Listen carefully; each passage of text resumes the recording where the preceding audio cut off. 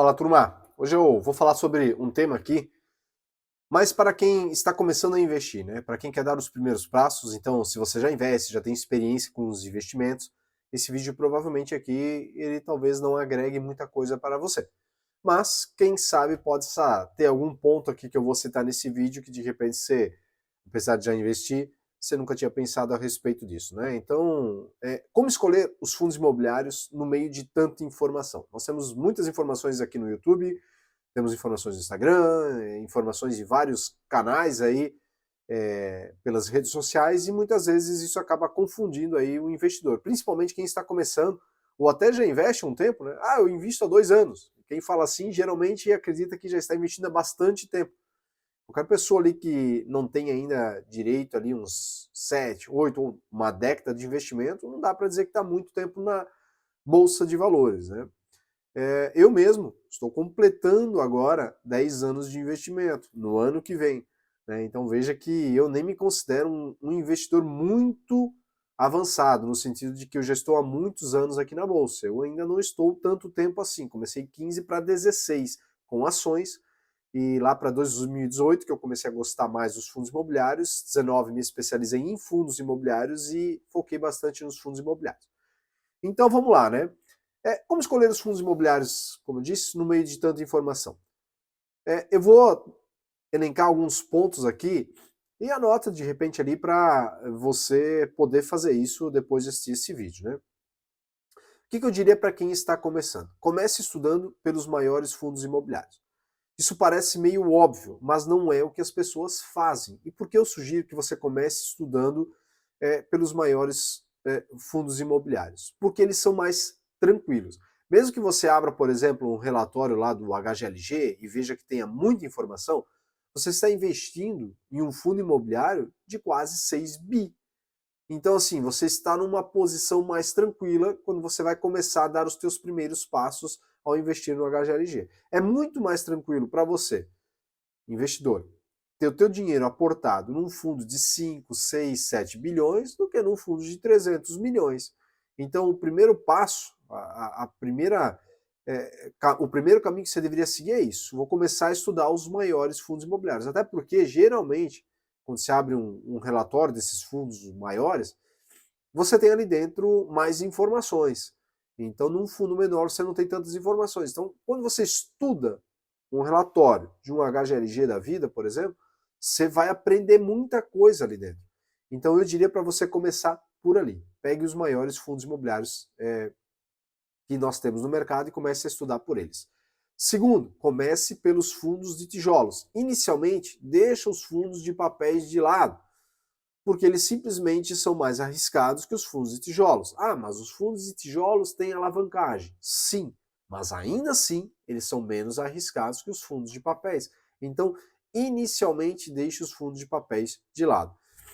Ignore o dividend yield, ignore aquele 1%, 1,10, 1,15 que os fundos imobiliários estão pagando, né? Eu posso dar um exemplo aqui de um fundo imobiliário que está pagando, se eu não me engano, eu nem abri, me veio agora na cabeça, mas vai estar pagando na casa de 1,4, 1,5% ao mês, que é o DEVA e o HCTR11. Dá uma pesquisada a respeito desses fundos e busca pesquisar o histórico deles. Faz sentido investir hoje nesses fundos imobiliários? Eu digo que não, tá? Então ignore o dividend yield no início. Pense no longo prazo. Você está começando ou você está no meio do caminho, ainda não é um investidor que já domina o assunto e já vai começar ali buscando fundo imobiliário que está pagando 1,10, 1,15, 1,20. Não deveria ser esse o caminho, tá? Confie em mim. Estou indo para 10 anos de investimento e para quem busca uma renda passiva tranquila, não deveria focar no dividend yield, tá? Eu sei que muita gente vai ignorar esse meu conselho aqui, essa minha sugestão aqui, mas se querem tranquilidade, é o que vocês deveriam fazer. Eu vi já muitos comentários, pena que eu apaguei, mas eu já vi muitos comentários de pessoas que seguiram influenciadores muito pelo dividend yield, que na época o DEVA, o HCTR, o TORD e outros fundos, eles pagavam um dividend yield bem acima. Tanto é que a cota do DEVA chegava a custar 130, o IRDM mesmo 140 e pouco, o HCTR na casa dos seus 140 e pouco, e o pessoal comprando, né? E hoje estão ali, né, na casa dos seus R$ 40, R$ 30. Então, assim, ignore o dividend yield nesse início, até pelo menos você entender como esse yield é feito. De que forma ele funciona. Se o fundo está pagando 1,5, tá, vamos lá, vamos entender o risco embutido aqui para eu ver se eu quero isso para minha carteira ou não, tá? Confie em mim, faça isso e lá na frente, daqui a 10, 15 anos, você vai lembrar desse vídeo aqui e você vai me agradecer. Aprenda sobre a estruturação da alavancagem, a dívida que os fundos imobiliários estão fazendo. Até 2020, 2019, essas coisas de alavancagem elas existiam muito pouco nos fundos imobiliários. E a partir da pandemia ali que surgiu, e as cotas caíram, e aí depois a cota subiu acima do VP, e aí eles conseguiram fazer emissão e depois não conseguiram mais fazer emissão, a gente vem quase 2 anos aí rodando que os fundos imobiliários não conseguem fazer emissão, eles andaram fazendo alavancagem. Então, estuda, aprenda a entender como é que essa estruturação de alavancagem funciona. Veja, vou te dar 2 conselhos aqui. O primeiro, ignore lá no relatório quando o gestor ele traz o seguinte: a nossa alavancagem em relação ao PL do fundo, patrimônio líquido do fundo, é de 8%. Ela é de 10%. Ah, é uma alavancagem tranquila. Sim, se a gente olhar o tamanho do fundo e considerar os 10%, ela pode ser tranquila. Mas lembre-se que em cenários de estresse como é o atual, agora que nós estamos vendo, em maio 25, lembre-se que para vender um imóvel também não é tão simples. Vou dar um exemplo aqui. O XPML11. O XPML11, por exemplo, é um fundo imobiliário que tem quase 7 bi, tem uma alavancagem lá baixa em questão de percentual, mas não tem caixa para esse ano. Ele precisa resolver essa questão de caixa. E aí vem essa questão, como é que faz para resolver esse caixa? Então, assim, lembre sempre que fundo imobiliário não é empresa. Ele é um fundo imobiliário que ele tem aquela quantidade de receita, 50 milhões, 30 milhões, 20 milhões, 17 milhões mensal, e desse valor ele consegue reter 5%. E aí dentro desses 5%, ele tem obrigações. Né? Muitas vezes tem um imóvel vazio, ele tem custos ali com aquele imóvel, então ele não pode usar os 5% da totalidade para dizer assim, vamos pagar a amortização da alavancagem com esses 5%, porque não dá, não funciona. Então, busca ter esse cuidado, tá? O fundo imobiliário informar que tem 10% de alavancagem, ele diz muito pouco a respeito, de fato, da situação do fundo, né? Busque informações além dos relatórios gerenciais. É legal, tem um relatório gerencial, só que esse relatório gerencial, ele não é obrigatório, né? Os fundos imobiliários começaram a fazer lá atrás, e aí todo mundo foi na onda e começou a fazer. Que bom, legal, porque ali nós temos informações mensais, dá para acompanhar mensalmente. Só que busque pelas informações nos relatórios mensais, nos relatórios trimestrais e anuais, né? Esses relatórios estruturados. Porque, por exemplo, é nesse relatório anual estruturado que você vai ter as informações da situação dos imóveis. Então você vai saber ali se, por exemplo, os imóveis vêm se valorizando ou não, apesar de que os gestores acabam trazendo essa informação uma vez ao ano. Mas você consegue, com acesso a esse relatório anual, verificar qual imóvel valorizou mais, qual imóvel valorizou menos. Então busque essas informações, né, além desses relatórios gerenciais. Você decidiu que vai adicionar fundo de papel em carteira. Não, já estudei os tijolos, já estou a par de como é que funciona essa questão dos tijolos. Eu vou agora partir para os fundos de papéis. Ok, sem problema. Então anota, tá? Faz a anotação ali. Eu vou dar um print aqui e deixar aqui para você. Mas faça a seguinte pesquisa. Quando você abrir um relatório de um fundo de papel, busque lá pelos indexadores. Indexado o quê? Ao IPCA, ao CDI. Busque pelo risco imobiliário atrelado a cada CRI. Então busque estudar essa questão desse risco imobiliário que está atrelado a cada um dos CRIs que está lá dentro. Busque o risco geográfico de cada CRI. Pô, como assim o risco geográfico? Esses imóveis, por exemplo, um loteamento, ele está sendo feito aonde? Onde ele está sendo construído? Está sendo construído lá no interior do Piauí. Ou está sendo construído lá no interior aqui do meu estado, de Santa Catarina. Não, ele está sendo construído lá em São Paulo, ou talvez em Minas Gerais. Por que eu estou falando isso? Porque Quando tu tem um imóvel, um loteamento, por exemplo, está sendo construído lá no interior do Piauí, qual é a perspectiva de que esses imóveis tendem a se valorizar caso os compradores daqueles imóveis não consigam honrar o pagamento? O CRI ele tem as suas garantias, e geralmente são os imóveis, e aí o fundo vai lá e diz, bom, vamos executar a garantia, vamos pegar esses imóveis aqui. Ele pega aqueles imóveis ali, os terrenos, por exemplo, e qual é a facilidade de revender esses imóveis? A um preço, no mínimo, para empatar o que está ali. Né? Ou mesma situação vale aqui para Santa Catarina, né? No interiorzão de Santa Catarina. Então, de repente, esses imóveis eles não são tão líquidos, né? Esse terreno, esse loteamento, essa região não é tão líquida, fácil de vender. Então, busque entender essa questão do risco geográfico, tá? Qual a senioridade dos CRIs? Qual a ordem de pagamento dos CRIs, né? Os CRIs que estão ali, qual é a ordem de pagamento? Aqui são cotas sênior ou não? São cotas subordinadas? Então, busque entender cada uma dessas senioridades aí do CRI. Quais são as garantias? Tem um imóvel como garantia? Não tem um imóvel? O que está por trás dessas garantias? Por exemplo, quando o pessoal que investia no HCTR, no DEVA, que tinha muita multipropriedade que deu problema lá, as garantias são os imóveis. Pois é, mas elas não foram executadas. Então busque entender de que forma isso pode ser executado ou não, né? Se é rápido para executar, se não é. Então busque estudar sobre esse ponto também. O fundo está de fato diversificado ou ele possui concentração em alguns CRIs? Como assim? De repente você abre o relatório do fundo imobiliário de papel e você tem lá dentro 60 operações de CRIs. Pô, é bem diversificado. Você olha ali 60 operações de CRIs, está bem diversificado. Será mesmo? Será que se você olhar CRI, CRI ali dentro, não vai encontrar os mesmos devedores, de repente em CRIs diferentes, com operações diferentes? Pode até estar diversificado. Uma operação é lá em São Paulo, a outra é no Rio, a outra é em Minas, a outra é em Pernambuco. Está diversificado aqui, mas é o mesmo devedor. Então esse é um pontinho de atenção que tem que ter, tá? O fundo ele é diversificado por securitizadora, isso também é importante olhar, né?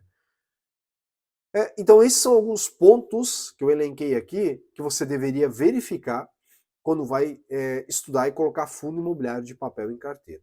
Aí tem uma outra questão que muita gente ainda tem dúvida e questiona, né? Eu preciso ter todos os segmentos dentro da minha carteira? Eu, Jaderson, entendo que não. Tá? Eu não vejo necessidade de ter todos os segmentos. Mas por quê? Eu vivo e respiro isso aqui. Eu não fico preso apenas ao relatório gerencial ou então aos outros relatórios que eu mencionei aqui no vídeo. Eu também busco outras informações, entender, por exemplo, como é que está o mercado logístico. Eu sou um grande fã do mercado logístico, eu gosto bastante, vejo que o segmento, os imóveis logísticos, eles têm uma funcionalidade muito grande. Eles são bem adaptáveis, diferente, por exemplo, das lajes comerciais, que não dá para adaptar para muita coisa, pelo menos é assim que eu enxergo, né? Então eu estudo, eu busco essas informações extras, eu busco estar a par do que está acontecendo. Gosto bastante, por exemplo, também dos imóveis de renda urbana, assim como gosto bastante do shopping center.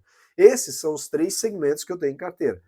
Veja, a minha receita de fundo imobiliário, na minha carteira, ela vem majoritariamente dos fundos imobiliários de tijolos, que é 100%, obviamente, e eu pretendo adicionar um fundo de papel na minha carteira, estou estudando e esperando uma oportunidade para entrar, mas vai só ser um fundo de papel também, não quero mais do que isso.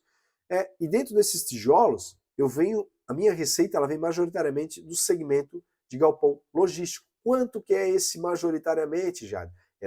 A receita hoje chega ali quase aos 50% dos galpões logísticos, ela está em torno de 45%. Meu Deus, não é muita concentração? Para mim, não. Eu estou a par do risco, eu estou atento ao que acontece. Então, eu sigo acompanhando os fundos imobiliários de perto, principalmente o segmento logístico. Aí você vai dizer, pô, mas você não diminuiria o risco, de repente, em ter um pouquinho de lajes, diminuir a posição no segmento de galpões, incluir mais papéis na carteira? Pode ser que sim, pode ser que não. Vamos dar uma olhada ali. Não vou trazer o histórico, mas se a gente olha, por exemplo, o histórico aqui, se você for pesquisar o histórico das lajes, né, do segmento de lajes, a gente vai ver que os fundos eles vêm diminuindo o pagamento dos dividendos ou então mantendo ali muito estacionado, né? Praticamente não sai do lugar. Isso também faz parte, né? Isso não é uma crítica, essa questão do dividendo ficar estacionado. Tudo depende do ciclo, do momento que se encontra o segmento. O que eu quero dizer é que eu me sinto muito mais seguro com o segmento de galpão logístico, porque, como eu disse, os imóveis eles são muito mais adaptáveis às empresas do que o segmento de lajes. Então, assim, eu fico mais tranquilo. Por exemplo, eu tenho na minha carteira o LVBI. O LVBI aumentou a vacância nos últimos meses, algo que já era esperado. Né? Eu estou preocupado? Não, porque eu acredito muito que em questão de pouco tempo, o fundo ele vai locar esses espaços vagos. Vou dar um exemplo de um fundo que não está na minha carteira. É o VILG 11. Né? É um fundo imobiliário que em 2024 a vacância física ela foi aumentando, chegando quase aos 15%. Eles já praticamente zeraram a vacância, está em torno de 2 ou 3% a vacância do fundo. Isso em um ano. Agora eu faço uma comparação com outro fundo imobiliário, que é da própria gestora também, que é o PVBI 11. Esse é um fundo imobiliário de Lajes, imóveis de extrema qualidade, em localização excelente, mas perceba que o fundo continua com a vacância lá, né? Aumentando, inclusive, nos últimos tempos. Sim, tem a Selic em alta, o momento está ruim, mas os galpões, eles se mantêm locados, né? E consegue locar. O VILG é um exemplo disso. Já o PVBI 11 não está conseguindo locar, apesar de ter os imóveis bem localizados.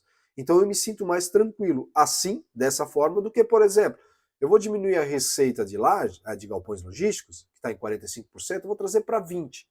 E aí eu vou adicionar uns 15 aqui de lajes ou de papel e vou adicionar mais uns 10 aqui ou 15 também, ou 20 de fundo de lajes. Eu não vou me sentir tão tranquilo como eu me sinto agora. Tá? Então isso é muito opção de cada investidor. Então se você está começando a investir, né, eu diria que esse é o caminho básico que você deveria começar. Tá? Poxa, talvez você vai dizer assim, poxa, mas dá bastante trabalho isso aí, né? Começar a investir em fundo imobiliário, seguir os fundos imobiliários, acompanhar. Sim e não. No início, dá bastante trabalho de fato. Né? Você precisa, primeiramente, você está aprendendo, está estudando, então estudar é muita informação, aí sai uma informação nova, aí dá mais trabalho ainda, porque você está aprendendo algo e de repente já tem algo novo para aprender aqui. E aí você ao mesmo tempo tem o teu trabalho, tem o teu dia a dia, tem a tua família, você pode pensar, pô, isso aqui já desanima um pouco. Só que você tem que pensar no futuro, né? No seu futuro financeiro. Então, eu vejo que os fundos imobiliários, para quem pensa um dia poder diminuir o ritmo de trabalho, eles hoje ainda são a melhor opção que nós temos para gerar renda passiva mensal. Então, busque estudar esses pontos que eu trouxe aqui para vocês, tá? Ah, mas, poxa, dá trabalho e tudo mais. Para quem não quer, de fato, de jeito nenhum, ter qualquer tipo de trabalho, aí eu criei um grupo que eu tenho lá no WhatsApp, tem a descrição aqui na descrição tem um link aqui, onde eu faço esse acompanhamento.